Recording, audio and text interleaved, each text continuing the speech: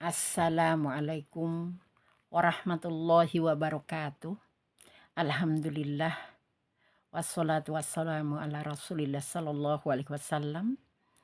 Selamat berjumpa kembali saudaraku semuanya dimanapun berada. Semoga sehat selalu dan semoga selalu dalam hidayah dan rahmatnya Allah Subhanahu wa Ta'ala. Baik, pada kesempatan ini kita akan melanjutkan lagi tahsin bersanad sebagaimana yang terdapat dalam buku latihan Aisar Lisigor, yaitu membaca Al-Quran dari nol sampai dengan mahir, dari anak-anak, pemula, dewasa sampai dengan lansia. Dan pada kesempatan ini kita akan membahas tahsin bersanad itu, yaitu pembahasan tentang makhrajnya dan sifatnya atau makhrajil huruf, atau sifat-sifat atau tempat keluarnya huruf dan sifat-sifat yang ada di dalamnya. Dan pada kesempatan ini kita akan membahas sifatul huruf yang ada pada huruf hijaiyah nun, karena kemarin kita sudah membahas sifatul huruf yang berada pada huruf hijaiyah mim. Pembahasan ini dipadukan antara buku yang ditulis oleh atau diambil dari buku yang ditulis oleh Ustadz Heri Suheri, yaitu sebagaimana yang terlihat pada gambar ini, yang membahas tentang makhrajil huruf dan sifatul huruf, dan gambar ini diambil dari gambar yang ditulis oleh atau dalam buku yang ditulis oleh Syekh Dr. Aiman Rosdi, merupakan sanad yang ke-29 ya dari Rasulullah Sallallahu Alaihi Wasallam. Ya, baik, pada kesempatan ini kita akan pelajari huruf hijaiyah nun, yang dimana untuk mendapatkan bacaan yang baik dan yang benar adalah kita akan melihat dulu tempat keluarnya atau yang disebut dengan makhrajil huruf, atau tempat keluarnya huruf dari huruf hijaiyah nun. Tempat keluarnya huruf hijaiyah nun sebagaimana terlihat pada gambar yaitu ujung lidah. Ini ujung lidah ya, sebagaimana yang saya tunjuk ini. Ujung lidah bertemu dengan gusi disertai dengan bertemu dengan gusi. Ini gusi ya. Jadi ujung lidah bertemu dengan gusi bagian atas tentu saja ya. Gusi disertai dengan keluarnya gunnah. Jadi tempat keluarnya itu ada dua ya, separuh berada di ujung lidah bertemu dengan gusi, kemudian separuh berada di al-khoisum ya, berada di al-khoisum atau rongga hidung. Sehingga pelafalannya itu jika kita ingin ngetes bacaannya dia separuh ada di ujung lidah bertemu dengan berada di sini ya, suaranya itu. Di mana ujung lidah bertemu dengan gusi, kemudian yang separuhnya berada di al-khoisum atau berada di rongga hidung. Jika kita mau ngetes apakah suara itu keluar dari separuh keluar dari ujung lidah sini, kemudian yang separuhnya berada di sini, maka kita harus ngetesnya itu dengan meletakkan nun itu dengan sukun ya. Jadi kita beri sukun an kalau kita pencet hidung kita ini itu akan masuk ke hidung, tapi sangat kurang sekali ya. Gunnahnya itu atau daungnya itu kurang ya, karena merupakan peringkat gunnah yang keempat ya. Angkos ya. Jadi bukan nakiso tapi angkos ya. Peringkat gunanya, tapi kita tidak membahas itu. Nanti pada pendalaman materi insya Allah kita akan membahas tentang peringkat-peringkat gunah dan lain-lainnya. Pada kesempatan ini kita hanya membahas tentang tempat keluarnya huruf untuk mendapatkan bacaan yang baik dan yang benar dan sifatul hurufnya itu sendiri. Tempat keluarnya huruf saya sudah sampaikan tadi bahwa berada di ujung lidah dipadukan dengan gunnah ya, atau suara yang keluar di rongga hidung. An, kita bisa ngetes begini, an, in, un ya. An, in, un. Kita bisa pencet ya hidung kita itu an, nah, seperti itu. An, in, un. Jadi suara keluar sebagian di mulut sini ya, berada di sini, dan separuhnya keluar di bagian khoisum. Itulah tempat keluarnya huruf hijaiyah nun.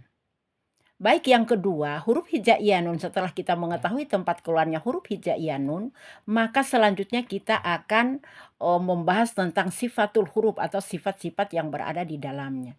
Sifat-sifat yang berada di dalam huruf hijaiyah nun ini setelah kita mengetahui tempat keluarnya itu ada 5. Ya, yang pertama jahar, yang kedua bainiyah, ketiga istifal, yang keempat infitah, dan yang kelima adalah gunnah. Baik, mari kita bahas satu persatu. Sifat jahar.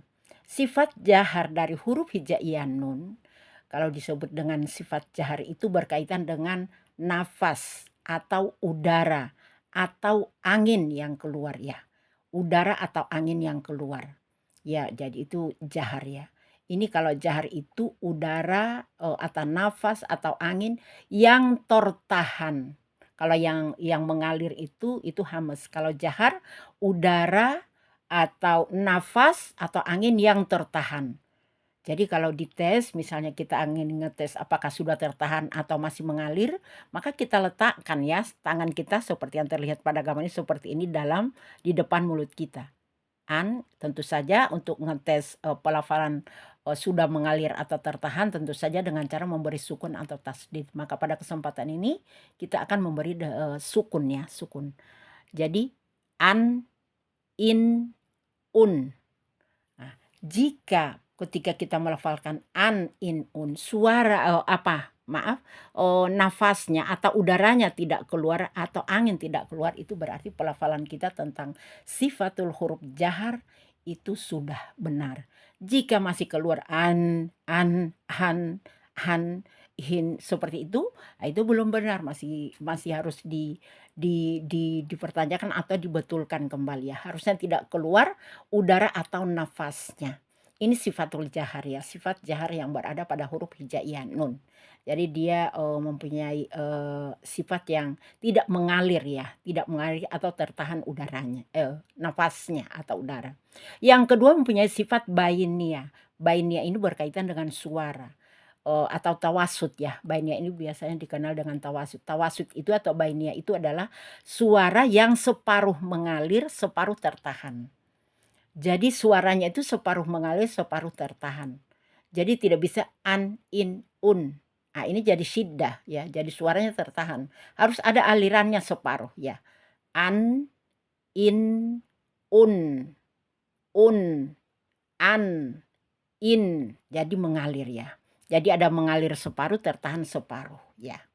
Ya, ketika kita melafazkan seperti jadi dia tertahan tetapi ada separuh. Itu yang disebut dengan bainiyah. Yang ketiga, huruf hijaiyah nun ini mempunyai sifat istifal.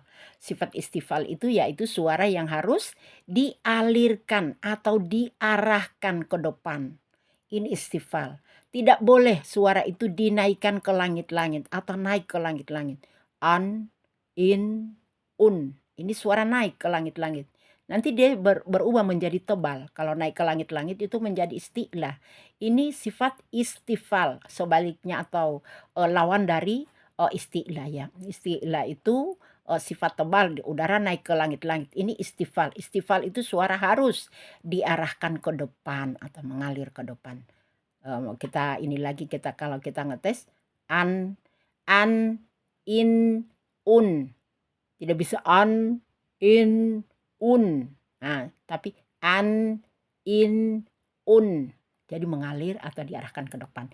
Ini adalah sifatul istifal ya, sifat istifal yang ada di dalamnya.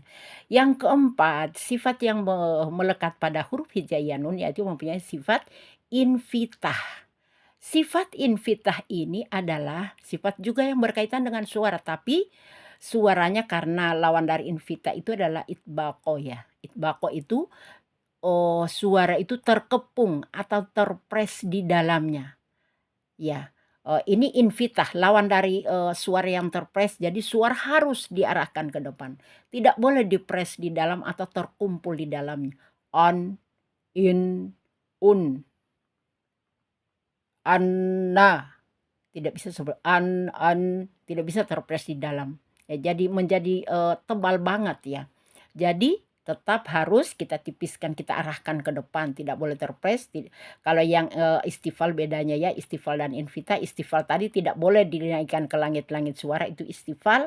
Kalau infitah tidak boleh dikepung atau terpres di dalamnya. Invita harus semua kedua-duanya diarahkan ke depan karena dia merupakan sifat huruf tipis ya, huruf tipis ya.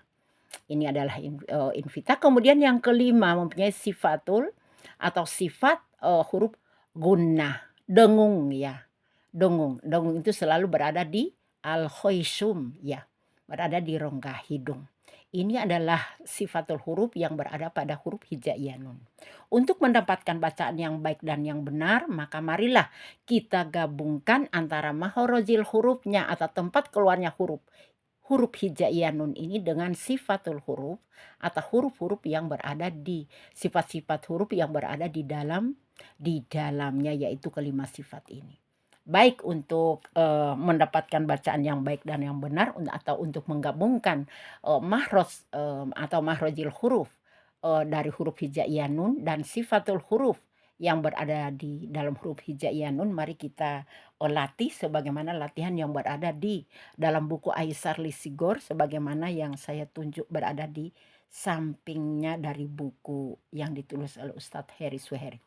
Baik, mari kita latih, kita ingat pertama kita harus mengingat kembali tempat keluarnya huruf ya.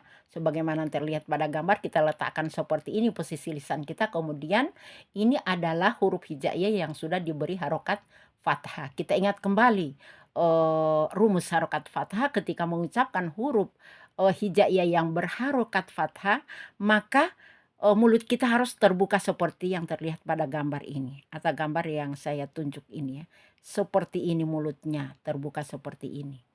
Ya, baik, mari kita latih. Na, ba, la, na, ka, ta, na, da, ma, na, sa, ro, ja, na, ha, sa, ho, na, a, za, na, za, ha. Demikian latihan yang kita bahas pada kesempatan ini. Semoga manfaat dan semoga kedepannya kita akan lanjutkan pembahasan ini dengan pembahasan huruf hijaiyah berikutnya. Demikian, semoga manfaat. Wassalamualaikum warahmatullahi wabarakatuh.